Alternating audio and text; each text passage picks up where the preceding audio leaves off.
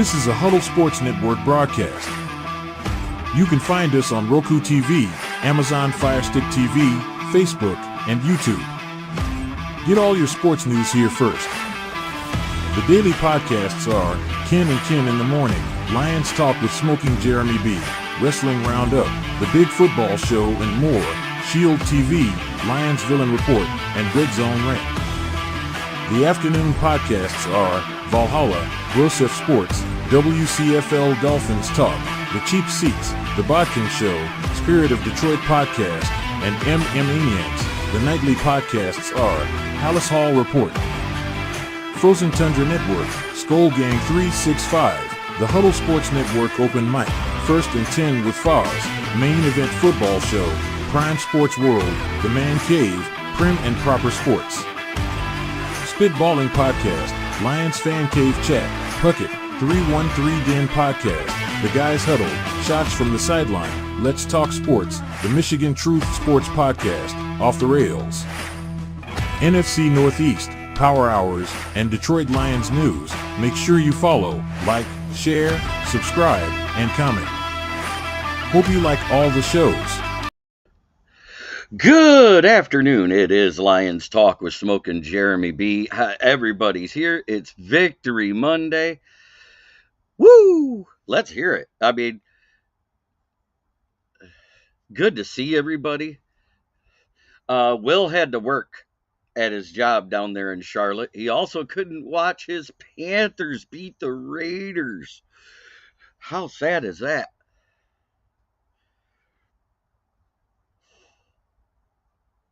I'll do our regular intro a little later in the show. I'm outside because I am stuck with the electricity being done, so I am using my mobile Wi-Fi hotspot to do this. So if it cuts out, I am so sorry. But so far, so good. It's looking good. We may have a Bears fan joining us, and we may have an appearance by the one and only Von Doom. No echo today because I don't move the sound card when I'm outside. But good morning to everybody. Yeah, Victory Monday is the best. You know, and I told everybody last week, my worry level out of a level of 10 was a 3. Ben Johnson, I don't know what it is about the Lions in week 2, but we tend to come out a little flat on offense. The defense did their job in week 2. They did it again in week 3. We held Kyler Murray to 45 yards rushing, no touchdowns. We held Marvin Harrison Jr. under 100 yards, but he did get a touchdown. 5 receptions, I think it was 70 some odd yards. We held James Conner to 19 yards rushing. That's the biggest reason why we won this game. We played good field position football. My MVP of the game is Jack Fox, because without him, it would not have been the same type of game. Yeah, I warned all you Bears fans that Shane Waldron got exposed as the Seattle OC last year. Their offense came up flat in a lot of games. So, let's see. We gave up 77 yards. Guess what our average was through two games? And this is on the ground. Our average was 76.5. So it's going to move to 76.6. Our defensive scoring against just went from 20 a game to 16.6 per game. Or 17.6, excuse me.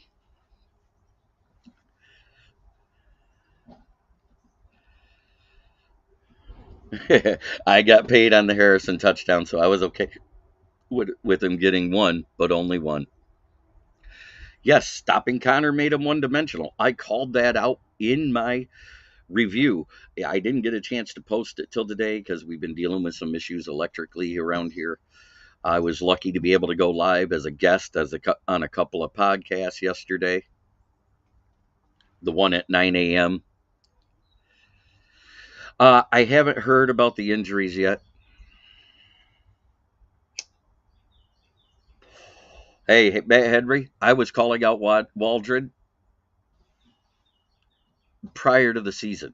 I said he's not that good of an OC. His best year, he had Dave Canales helping Geno Smith become a better quarterback, and Geno Smith has regressed. Now, this year, they've got a better coaching staff in general there. I like what he's doing there, and it's going to be a tough game next week. They're not giving up a lot of points. We're not giving up a lot of points. So let's see if Dan Campbell can get over the Seattle Sea Chickens hurdle this week coming up. But I'll get more into that on Friday because this week it's about my offensive stars of the game. At the top, it's David Montgomery. Yeah, for my second star of the game is Amon-Ra St. Brown with his 7 catches for over 70 yards and a touchdown. And then Jahmyr Gibbs, who had 80 yards on the ground plus that 20-yard hook and ladder play that was beautiful to see. I mean, Gibbs split that defense like the Red Sea. And last but not least, it's Jared Goff on offense. He went 14 of 14 before he had an incompletion. The one pick was horrible, but it didn't kill us because we stopped him on that drive. So I'm not as big at blaming Jared Goff for that.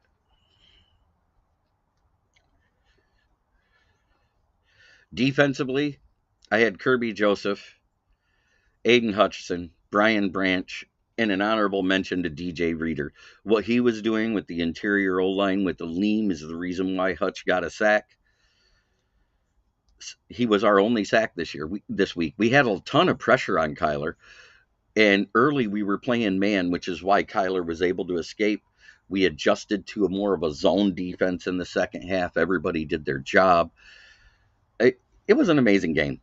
We only gave up 3 points in the second half. Granted, we scored 20 in the first half, but we played positional football. We ran the ball. It's concerning we didn't get as many first downs in the second half as I was like, but we got the first downs when we needed to close out the game. And that's the biggest thing. Lions had over 36 minutes of time of possession. It's hard for a team to beat that. Last week was the anomaly because the offense was great between the 20s, but not good in the red zone. This week, the red zone was not a problem. Yeah, I know.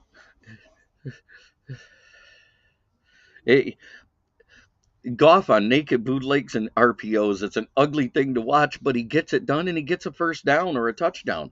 Let's let's not ignore that. I've been talking about it since last year. Last year, Hutch had 14 and a half sacks. He's on pace right now for a 20 sack season. And he's leading the league in sacks right now at 6.5. 6.5 sacks is more than 16 teams in the league now. Some of them caught up a little bit. But that was to be expected because some of those teams went up against bad teams. Let's give out the congratulations also to all the teams that won in the North. The Vikings at top, 3-0. I didn't expect it. Not going to lie. I thought Houston would have had a better game plan against them, but evidently they didn't prepare. They were looking past Minnesota because it's an out-of-conference game. Lions over Cardinals. Packers over Titans. And the Bears couldn't even beat the Colts. They tried, but they couldn't do it. How do you have 4 attempts at the 1-yard line and not punch it in?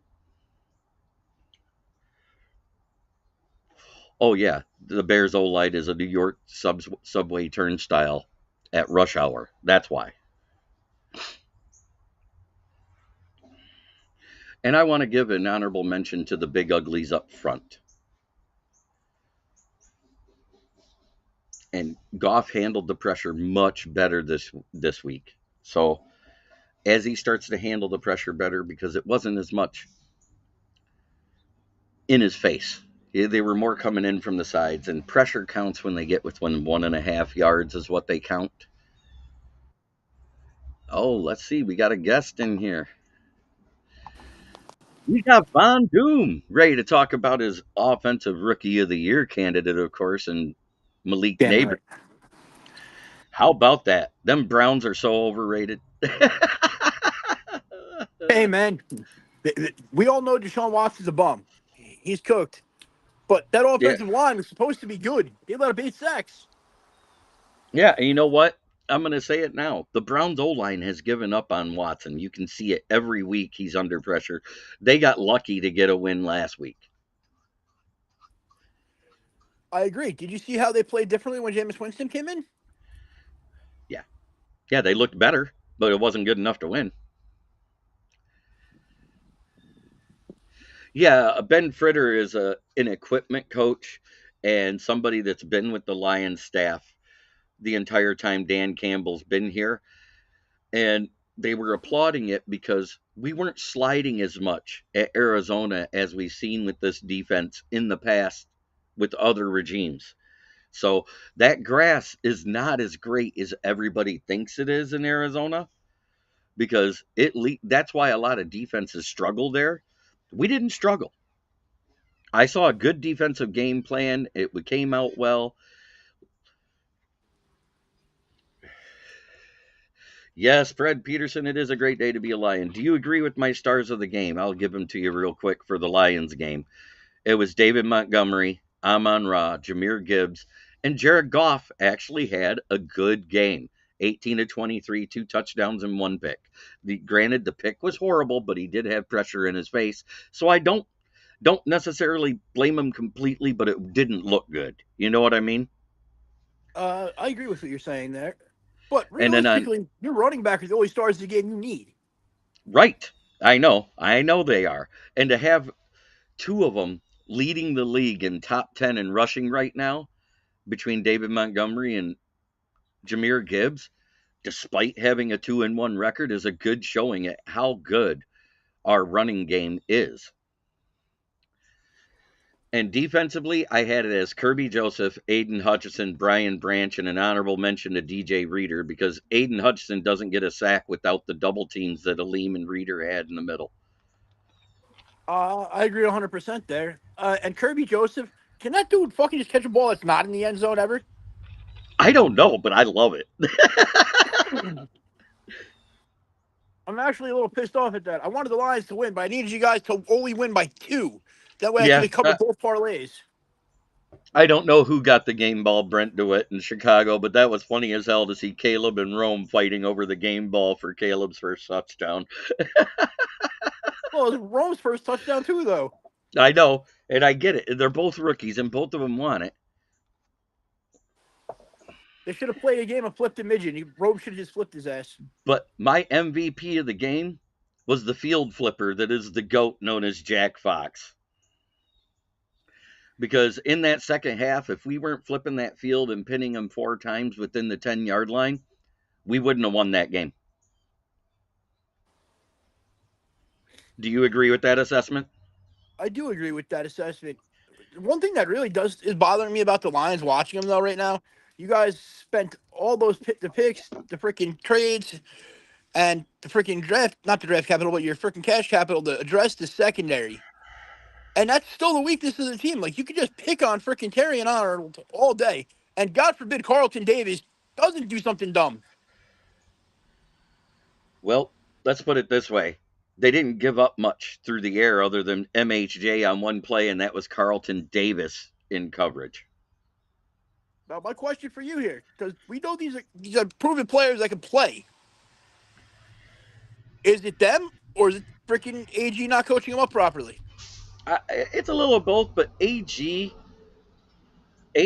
also made an adjustment from the first half to the second half, which was a big reason why Arizona was shut down. Because they noticed that in the man coverage, when Kyler would break free, there was no one there to watch him. And we switched to a zone coverage and did better bracketing MHJ in the second half because he was almost non existent. 100%. Have you noticed, too, Kyler in the second half only targeted MHJ? Yeah. All Like, four passes he threw was to MHJ because Trey McBride, after that big hit by Brian Branch, where both of them went out into concussion protocol, he didn't have a secondary target that was good. He threw a few to Michael Wilson, but Michael Wilson is nothing like MHJ. He's just a complimentary piece.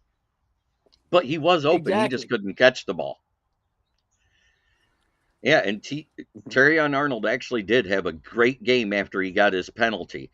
But at the same time, how is that penalty called? Because his head was slightly turned, but not completely around, and I get it. But at the end of the fail cants game, on that third down play that was thrown into the end zone, how is that not PI on the Chiefs? I can answer both of them. The one on Terry and Arnold, if you watch it, the initial contact there, his head wasn't turned, but he impeded the receiver getting to the spot of the ball. That's what it was. He basically tackled his ass, even though Dortch jumped into him. But the Chiefs game, it's because it's the Chiefs, and they're going to feed Patrick Mahomes the way they fed Tom Brady. Yeah, I heard they just signed the rest to a $200 million 4-year extension. The Chiefs did.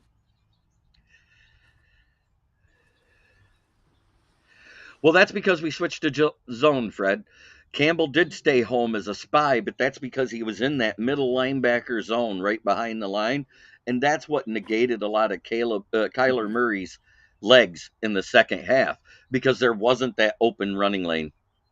So it's not really a spy. He was just playing his zone there, Fred. If that was man coverage and he would stay at home, yes, he would have been spying him. But like AG said, he's not going to spy anybody, Right, which is dumb as that's shit more. because look how good that worked. Yeah, the impeding part is what he gets the penalty for. But when you look at it compared to how bad that PI was with the Chiefs at the end of that Atlanta Falcons game, it pales in comparison, is what I'm getting at. Yes, it 100% does. But they're the Chiefs. It's I Patrick know. Mahomes.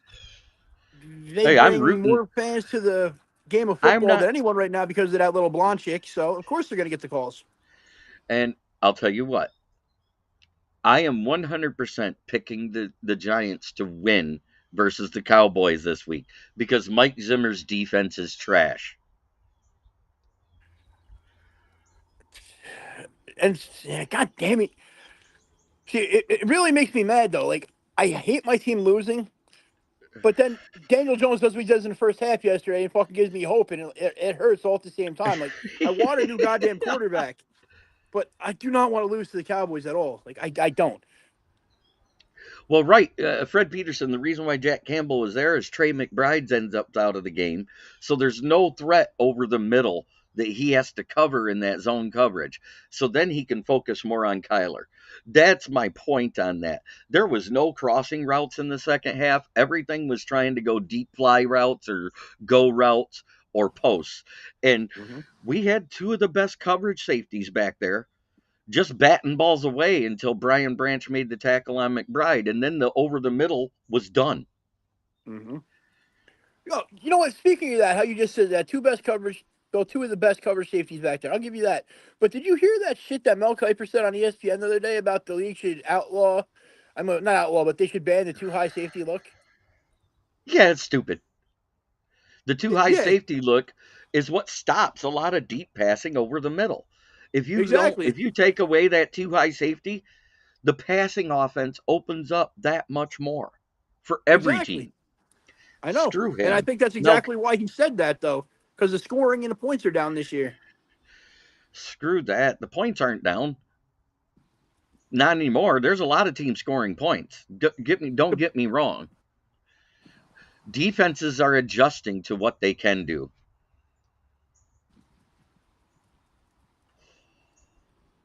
VD, do you Do I like like Singletary? Singletary? Yes, he does. We talked about Singletary coming there automatically. He had a day yesterday, too. Dude, past two games, he's at 100 yards on the ground. Barkley didn't do that most of last year or the year Yeah, before. and it's just like I said, last week, the difference with the win this week versus last week was the red zone efficiency. We weren't Oh, passing every down in the red zone. We were running the ball, getting to the goal line, making things happen. Hello, oh, Cameron Luke.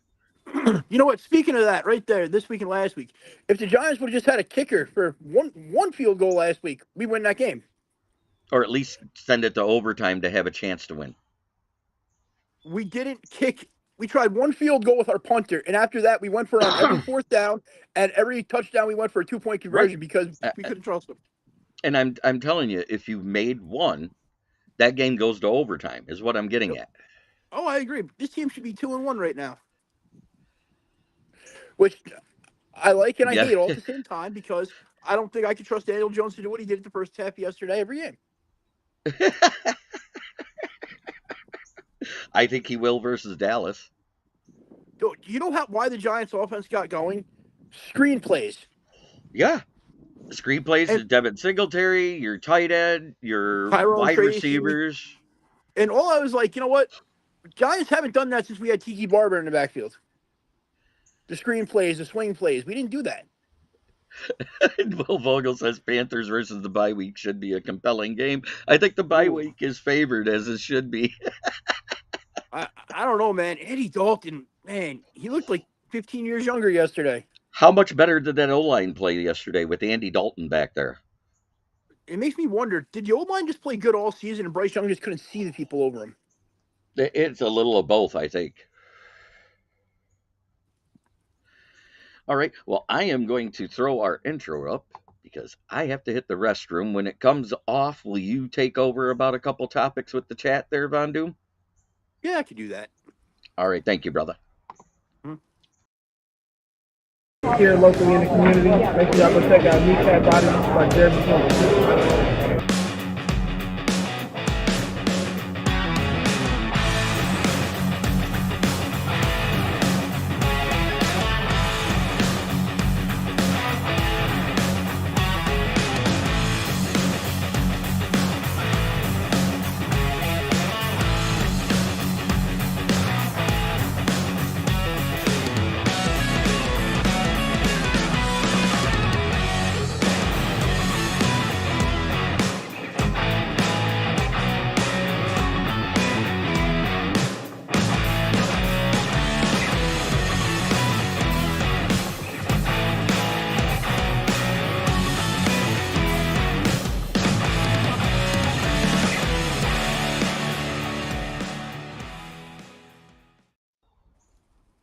Oh, welcome back, folks, to the JB had too much coffee and he had to poop himself show. How are y'all doing today? Anyway, oh, there he is. That was quick. There we go. And now I'm better. My bladder was the size of a peanut. Had you seen it? Nope, I said welcome back to the JB had too much coffee and he's going to poop himself show. No, that wasn't that one. I only had one cup of coffee this morning, but it was the 32-ounce cup. But I had it at 7:30, so I wouldn't have to worry about that. Getting old sucks, don't it? It does. Did I hear what? What did you say that I missed? About my bladder? No, about the Or coffee and the about poop. Oh, yeah, that happens too, but I did it before the Ooh, show, nice. so I'm good. 3 offensive stars and defensive stars for the Giants. Defense for the Giants, the only one that matters, Dexter Lawrence. He may be the best defensive player in football right now. I'm not just saying defensive tackle, defensive player. And offense, Singletary, Daniel Jones, holy shit, I can't believe I said that. And, Malik Neighbors. Who I think So is like top 3 in yards now. Mm-hmm. First Neighbors player is in up there. history. Not first player, Jameson Williams youngest player. was one of my cold players of the game yesterday. He got lit up like a Christmas tree on that end around they attempted with him, but that's not more as much his fault as it was the tight end and wide receiver not blocking at the line on that side. That worked in the first half. We'll come back in the second half. It was like, nope. Right? No, They I knew mean that you was can't. coming. Right, and they basically made sure that Jameson Williams didn't beat them in the second half. They bracketed him the whole game. They basically ran a zone, which is why Amon-Ra carves up zones. We know this. And so does Gibbs, and so does Monty, because when they're in zone defense and they're playing on their heels, that's when they eat. You know what? Your offense would be so much better if Goff could freaking work in a bootleg. Well, he actually did do 2 bootlegs, both for first downs. One a Yeah, but game I'm stealing talking first like down. Kirk I Cousins know. type bootlegs that, like, oh my God, it would open up so much more. Yeah, he Because can't you got throw to off fear that running platform. attack. He He can't throw off platform is the thing. He doesn't have that arm strength to pull that off. He has decent arm strength as a pocket quarterback, but not for an off-platform quarterback. That's my opinion. Will, it's already on the way. I got Nabbers on the way. I got Barkley from my boss. I've got CJ Stroud because I don't care. I'm rocking CJ Stroud till the end of time. A Judge and a Paul Skeens on the way. But after watching yesterday, the Houston Texans, did they get exposed by a good defense, or is that defense just that damn good? Or did they just have that bad of a game? I don't know. I Because think CJ Stroud did not look very CJ Stroudish yesterday. That's he what did I'm not. getting at. Cam And Akers is I not the think they guy for got them. like, We need Joe Mixon back there. oh yeah, you're absolutely right, Fred. Thank you, Brent. It's good to see you, and it's so great to talk about a victory Monday. Like I said last week, when you asked me, remember you asked me what was my concern level after week 2, after the loss to the Bucks, the way it happened. I said it was at a 3 because it's only the second week of the season, and for some reason the Lions always come out flat in week 2. You know, I was listening to a Lions podcaster last night going on and on about how the Lions should be 3-0, that the Bucks didn't deserve to beat them. That kind of irritated me a little bit. I was like, come on, man. They played a good freaking game. Give them the goddamn credit. Just take it up and quit being a homer. You know what? What failed us was the red zone offense. The defense Yes. did great versus the Bucks. And here's the other thing. The Bucks offense has only looked good so far versus the Commanders, which almost every offense has looked good versus the Commanders so far. Am I wrong on this? No, So, you're not wrong on it, but still, and they the team got did play a good game, did they 216. not? Right. I didn't say they didn't play a good game against Detroit. That's not what I'm saying. But they only had 216 total yards of offense last week versus the Lions. And if we were effective in the red zone, we could have won that game. But we weren't. So that's out the window, correct? Correct. So this week they play the Broncos, and the Broncos basically did the same thing defensively. Took away the run, made Baker one dimensional, and Bo Nix operated well and was effective in the red zone. That was the difference between the 2 weeks. Yeah, Grandpa and Nick ran one in, too. I know. He Dude, threw I for told you, I think he's the best quarterback in that draft class. Behind, we well, said the same most thing. pro ready. Pro ready. Yeah, we both said the same thing. I said at the end of the season, you will see where Bo Nix will be higher in the offensive rookie of the year voting than any of the other quarterbacks because he understands how to develop in an offensive system. And he's done it every single year. He's went to a new offense, new coach, and had better stats.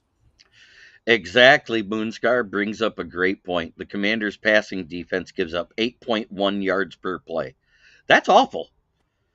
If you know, average NFL defenses, and I'm talking average ones, give up about 6.5. So that's 1.5 yards difference. So if a team throws the ball 35 times and you're giving them an extra 1.5 yards per then, that's another 50 to 60 yards, correct? Then what Yeah. an average defense. Well, yeah, Brent, you can say we were flat, but you know what I saw? I saw them playing the time of possession and field flipping game. They weren't going for it a lot on fourth down. They weren't they weren't taking risky field goals super long like we want them to do with Jake Bates. They said let Jack Fox pin him in the 10 and make it hard on him. And the defense did their job too because if you're letting your defense rest 3 to 7 minutes per drive even though you're not getting a touchdown, they're going to come out fresh and be able to stop an offense. Okay, now to And admit it, that's though. exactly Dan what Campbell happened. was like scratching at himself over there, wanting to go for another fourth down. So Say what? Dan Campbell was over there like itching and picking at himself every time it was fourth down. Like, I got to do it. I got to do it. Yeah, and don't forget T. Higgins is back in that lineup this week.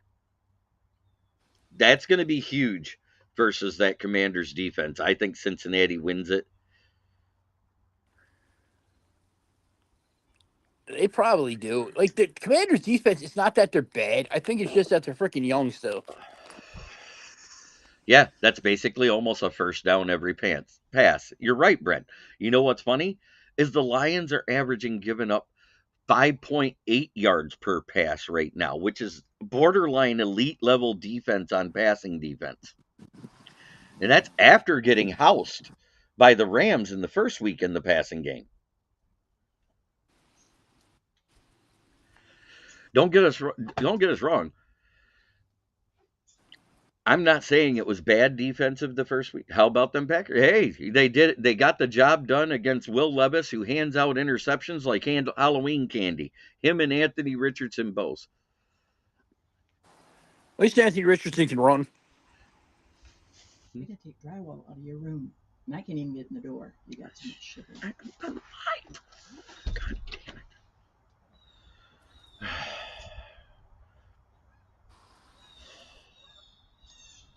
How about Malik Willis, though? He looks legit. They're calling a very good game plan for Malik Willis, and yes, he does look legit, 100%. But we all said, was it Malik Willis or was it Tennessee? And it's looking more like it's Tennessee. Mm-hmm. But at the same time, when does the inaccurate Malik Willis show up? I think as long as that O lines protect him as good as they are, it doesn't show up because he fails under pressures when he fails. Mm-hmm. He's a mobile Jared Goff with a better arm.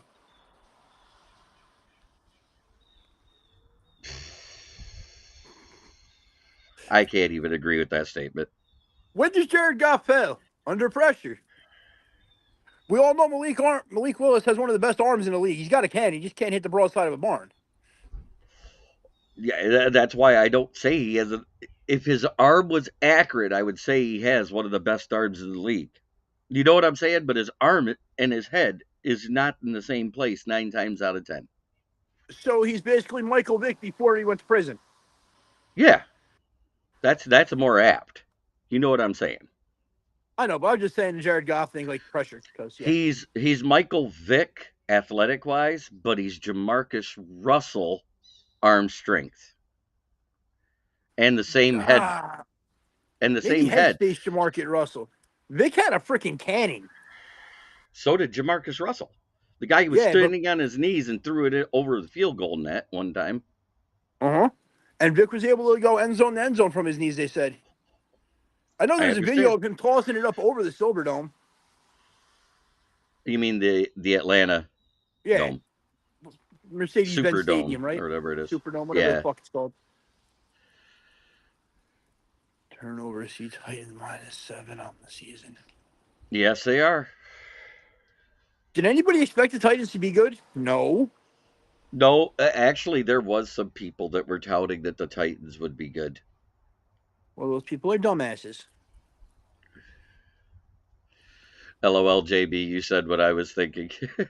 I just think it's a testament to Matt LaFleur and how he knows how to adjust his offense to what his QB can and cannot do. So are you saying Matt LaFleur is a good coach? So far, it looks it, don't it? Okay. I just wanted to make you say that so you could feel that pain in your stomach trying to say that. Shut up. He still has a losing record versus Dan Campbell. How many times have they played? Like 6? 6, and they're 4-2. That's not that bad of a record. All you got to do is win one. Well, now it'd be 2 more, right? No. Yeah, they win 2 more to get to 500. Yeah, something like that. So let's say Jordan Love can't come back this week. That's another week of rust to build on his QB skills, and his last game was a loss, correct? Correct. And I'm not saying he can't come in this week. I'm saying there's a chance he won't play this week because when you're dealing with an MRI or MCL strain, they said 3 to 6 weeks, correct? So if he can't come back till 6, that was an Achilles. That's different. He was built different. He was built different. But let's get back to talking about the games that were played. Boy, What about the Panthers smacking the dog snot out of the Raiders? I don't think I expected it, but I'm glad I bet on the Panthers. I was taking that 7.5. Yeah, I mean, and they won by 6. So that's like a 13.5 point swing. Yep. I think the Panthers have a decent makeup on that team. Granted, it's the Raiders. Their offense isn't great. Their running game's been dog shit all season. But Well, still, why isn't their offense great? Oh yeah, they hired Luke Getsy.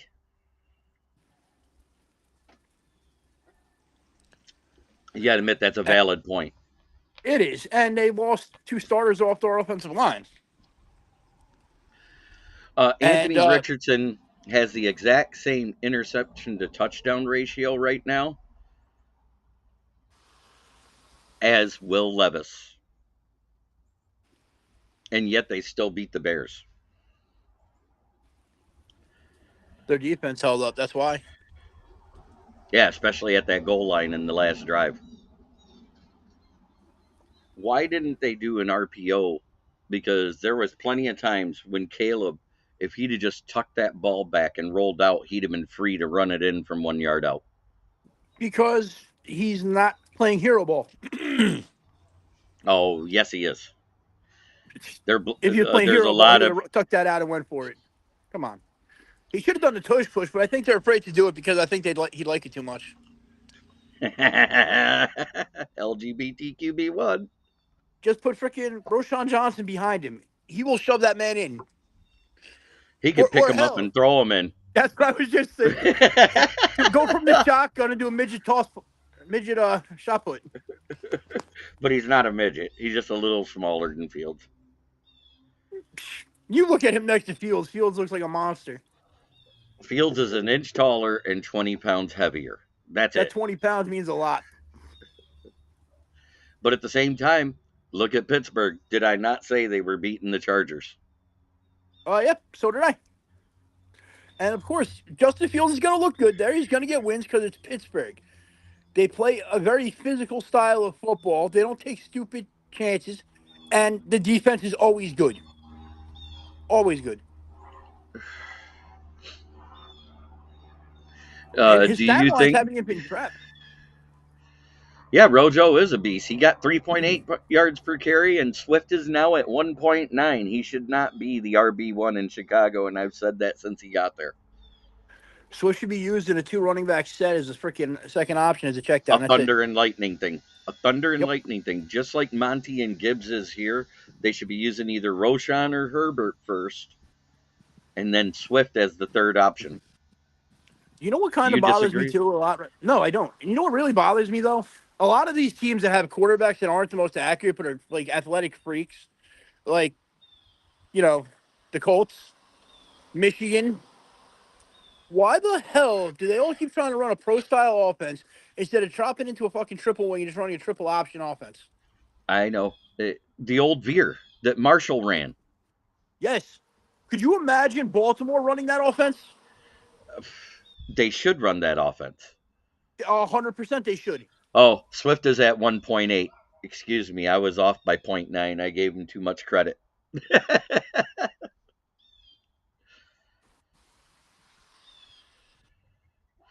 Is Pittsburgh the biggest surprise this season? This far this season? No. I actually think I expected them to win a lot of games with that defense and a better O line this year than they had last year. To me, the biggest surprise would be the Falcons. The Falcons should Yeah. be 3-0 right now. I didn't called expect them the Falcons to be able to hang with the Chiefs last night, really. I called them the fail cants for a reason.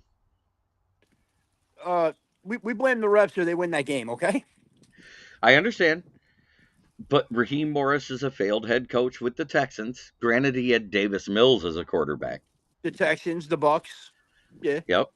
And Raheem Morris wasn't the head coach of the Texans, I believe. I believe that was Lovie Smith at that time. Raheem Morris was the year before. Davis Mills' rookie year. Was he? It went Raheem Morris, yes, Lovie yep. Smith, now D'Amico Ryans. Yep, because it went freaking to Raheem Morris because that was the year they wanted to hire Josh McCown, but all that bullshit with Brian Flores went down, so they had to hire an African coach. And that's not even trying to say anything asshole-ish. That was 100% what it was because the owner wanted Josh McCown. The GM said Oh, no. and I've said that Swift does not run to contact; he runs from contact. He'll slide As he down. should. Yeah, As he because should. he's He's made of fragile. glass. Yeah, he's made of Exactly. glass. So I'm just saying that if you set him up for a little bit more success, so he can at least get you 4 to 5 yards by using him as a secondary or third option, he'd be a better running back. Third down option. Hit him on swing passes. He can catch. Let him make something happen in open field. Do not try to I'm put just, him up through the middle. but do not throw to him in Chicago end zones because he's never caught one there. I don't think you should ever have the ball thrown to him in front of the line of scrimmage. It should all be behind the line of scrimmage so he can get into a little bit of open space and make somebody miss.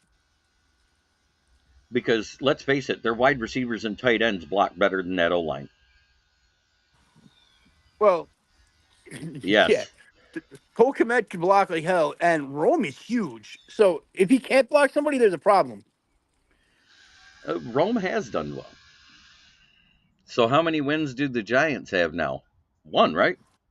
Yeah, Yeah, unfortunately. they're 1-2. And they're looking like they're progressing, not regressing like you thought they would. I didn't think that they would regress. I just wanted an 0-17 season because I want a new quarterback. But then Daniel Jones does shit like yesterday, where the first half he was 17 and 19 for like 180 yards and 2 touchdowns, no interceptions, no fumbles. And I was like, God damn, he's reading the defense. He does stuff like I, that, and then it gives me hope. And then it's just gonna freaking bait us he so into far, signing him for another big contract. after the last 2 weeks, he looks better than Trevor Lawrence. Well, yeah, because he is better than Trevor Lawrence. I Trevor know. Lawrence has just had better freaking tools the whole time.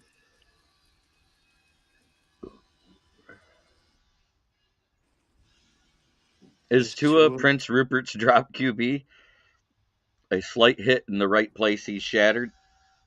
Man, you can't even say that about that man. He was undersized to begin with, and look at the hits he's taken. His brain is probably scrambled eggs by now, and he's still trying to It play. Bootscar He's got Blade, you're balls. We'll give exactly. him that. Yep. Amen, Brian Davis. I gave AG his props because he adjusted the defense to that zone defense, which was a big reason why Kyler Murray couldn't break off the runs in the second half. He did in the first half. Because if Jack Campbell doesn't have somebody to cover over the middle in zone defense, he's able to focus on the quarterback, which is what we saw. So Brian Branch and McBride is the reason that Kyler stopped running, technically.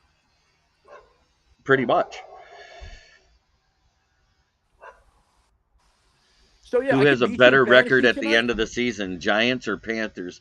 I think they're going to be very close to the same in record because of the strength of schedules they face and who they play against in their divisions. Do Well, did I not say the Saints would get exposed by Philly? you did. Well, you know what though? Did they really get exposed? Because they lost by 40. They still played a damn solid defensive game. Did they score 40 points like they've been doing? Okay, no, they didn't score 40 points like they've been doing. But you know what? That's not I sustainable. Okay. I know it's not sustainable because Derek Carr is not that guy, is what I Dude, said. no. I said Derek Carr is that guy. Don't even. Derek Carr is good for 2 games, and then he has 2 or 3 games where he snoozes. He did it with the Raiders, and now he's doing it with the Saints again. That's what happened. He beat 2 bad teams. He beat the Panthers with Bryce Young, and then he exposed the Cowboys defense that Mike Zimmer runs. He whooped the shit out of the Cowboys. Also, I will say this though: that Cowboys game, if they play that and Darren Bland is healthy, I don't think it goes that way. And a lot of that has to do with playing field position, Brent. You know, if the defense is doing what it's supposed to do and you're dominating the time of possession but not getting to the red zone, which is what happened yesterday, we were able to get to midfield. The Cardinals' defense is good. Can you name anybody on their defense besides Budda Baker? They're Wilson, their linebacker, Darius Robinson, defensive end. That's pretty much it. They got 3 players. Okay, now you brought up Mac Wilson. I wanted you to bring this one up. Yep. That was a goddamn touchdown. There was no whistle blown. But they reviewed it, and the clock hit 2 minutes prior to the hike, and so the proper call was made. Yeah, but if that whistle isn't blown, it's the same thing. You're not supposed to be able to review the play clock on something like that. It was a scoring play. All scoring plays are reviewed. Yeah, but a scoring play means them crossing the end zone, not the time. But it is what it is, though. I'm just saying, because that was a fucking terrible pass. And Actually, Goff's stat line would have been a little shit. Goff's stat line was 14 of 14 before he threw an incompletion. Okay, if they would have kept that on there, that interception makes the stat line shit because it would have been 2-2. Just saying. I understand. Should have been an interception too, because that would have just put me right in the proper number I needed to be. Wah. I told you, betting against the Lions, not a good look.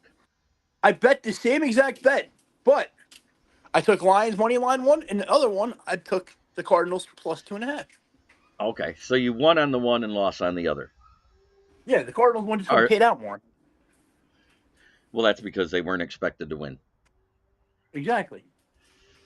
I didn't expect them to win. I expected them to cover the spread. Arizona has speed and quickness on defense. They are pretty good. You can say we got lucky, but it was the letter of the rule. And ever since all scoring drives are reviewed, it goes from the beginning of the play to the end, and that's when they realized there was a time clock thing. That too, with that time clock rule, every time that thing hits 0, they don't fucking blow a whistle for another second usually. Well, and I'm not talking about the one on TV, though. I'm talking about the game clock on the field. The play clock wasn't at 0. It was the 2-minute warning hit. The 2-minute warning, yes. I understand that. I'm just saying, though, whenever it hits something, there's always like that extra second. And that one was like, no, they don't give them the extra second on that one. I think it's because they wanted the Lions to win. I know what it was. The ref had somebody on their fantasy team. Probably Goff, actually. That's what it was. And they didn't want him to drop his points down. He did pretty good for me. How's your fantasy team doing against me there, Vandu? If I would have started Dallas Goedert, we'd been great. Yeah, I know. I looked at when you put Jerry Jeudy in, I was like, oof, oof, oof. Yeah, I was an asshole. But yes, I still win tonight. I think it was Brent. 30 points. I think it was Brent DeWitt that said it was great seeing Will Harris gets burnt for another team other than the Lions. Right. Oh, and I can still win tonight as long as Travis Etienne puts up like 28.5 points. So it's possible. The rule when all scoring plays got reviewed was put in place in 2020. Remember that, Von Doom, after they took away being able to call a replay on pass interference? Yep. That was the year it switched. So it's been this way this is the 4th season where they review all scoring plays. And if there's anything that overturns it, it gets called back. That's why that play was called back. It wasn't the refs being Lions friendly like people think. Yeah, that's what it was. It was following the letter of the rule. It's the same thing as the Terry Arnold freaking pass interference. It was the letter of the rule. It's just that one was a little more Lion friendly. I have to grab a pack of smokes. I'll be right back. Go ahead. What the hell? By pack of smokes, he means he's going to touch his packer. But what does that say? Hang on, I'm trying to read the chat. Just met with the bad luck have had over the years. This matters. Oh, I don't know, man. Everybody has bad luck. The Lions get screwed by refs left and right. Me personally, I feel they need to realistically find a way to go to an AI ref and take the human error out of it. Because there's too many things that can interfere with the integrity of the game there, especially now that sports betting and fantasy is as big as it is. Because I'll tell you damn right, me personally, if I was a referee and I had somebody on my fantasy team, I would 100% be like, nope, that's interference, that's offsides. So you need to take the human out of the play calling. Well, not the calling, but the officiating. Is there deja vu going on, or is it just me?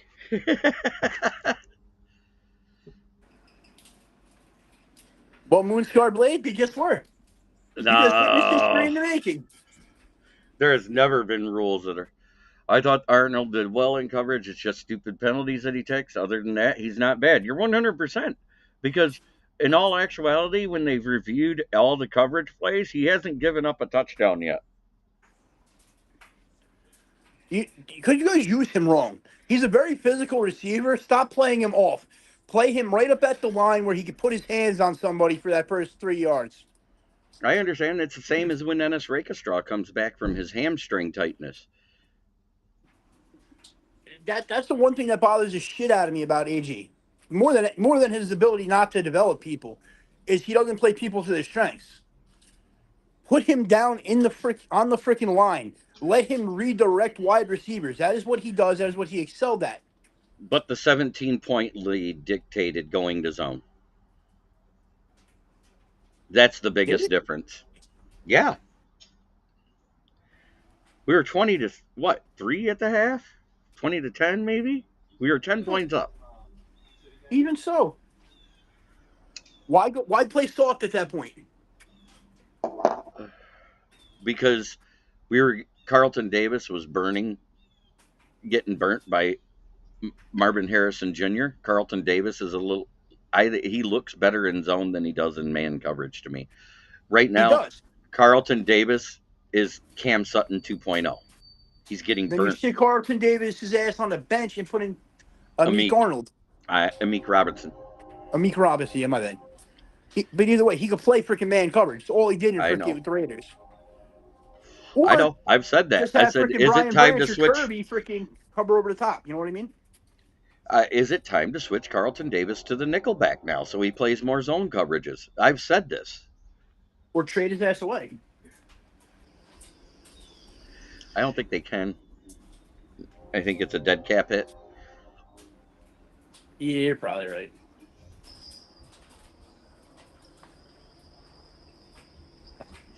We'll find out because that injury report will be announced this afternoon when they do the press conference.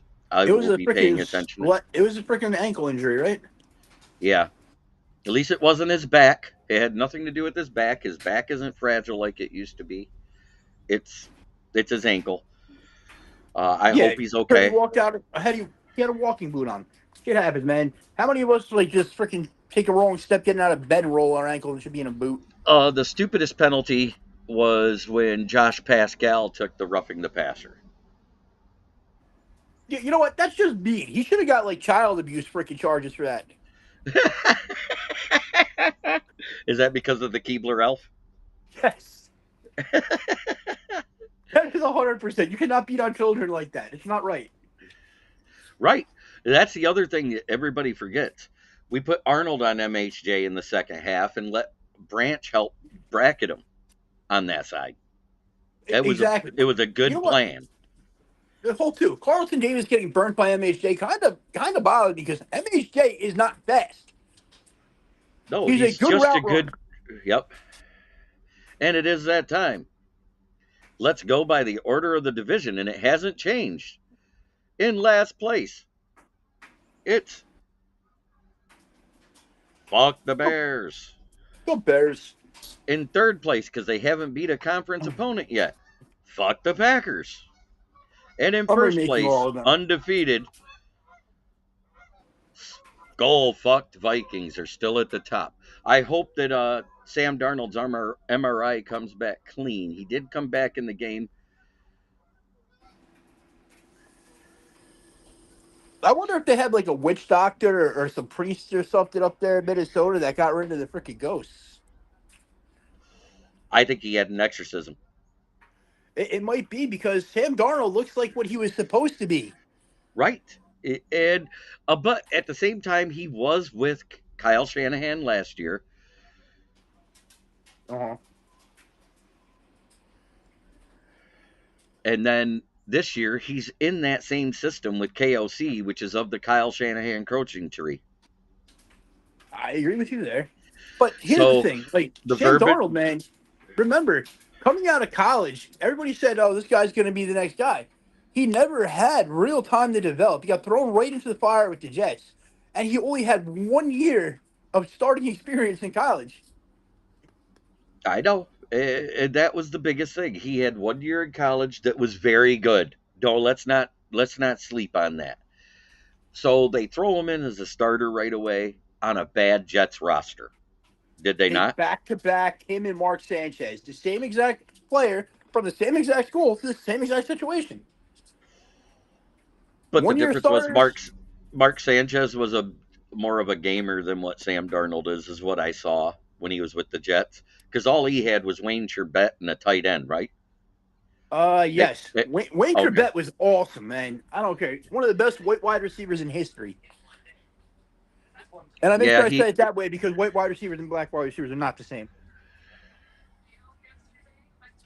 and Corey Patterson's exactly right.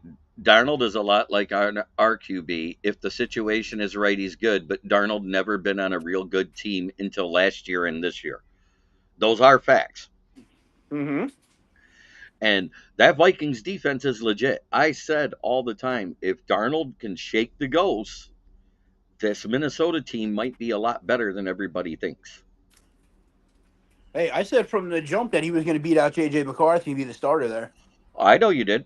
And I didn't believe it at first, but luckily for him, because they were saying JJ might be the starter until he had his knee messed up. And it might have been the best thing that ever happened to them was J.J. getting hurt.